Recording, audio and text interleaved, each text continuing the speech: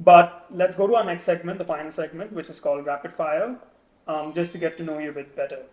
Fire away. I'm ready. How many days of leave have you taken in the last year? In the last year, I've taken around 15 days off. Did you ever question whether it was worth it?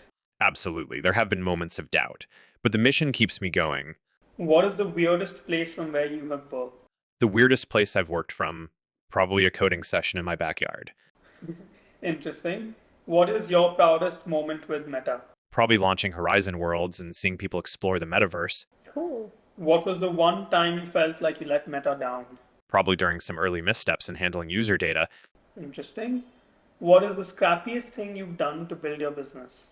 Well, back in the early days of Facebook, I remember coding through the night, crashing on friends' couches, and even convincing a group of engineers to join me by promising them free food. Yes, I think all of us know that story. Which hobby of yours did your work kill?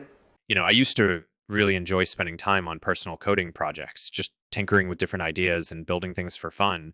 But as Facebook grew into Meta and my responsibilities expanded, I found myself with less and less time for those kinds of side projects. Yeah, I think a lot of entrepreneurs lose out on doing things just for fun because it's time you can give to your mission and your vision. But if you could go back in time, what would you tell your younger self when starting Meta? I would tell my younger self to embrace failure and learn from it. Throughout the journey of building Meta, there have been countless setbacks and obstacles. I would advise myself to see each failure as an opportunity for growth and innovation, rather than a roadblock.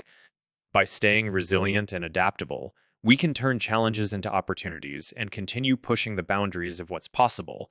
Okay. Do you prefer books or podcasts? Books over podcasts for sure, iPad or notebook? iPad for work, notebook for doodling. Okay. Are you a morning person or a night owl? I'm definitely more of a night owl. And what's your favorite social media?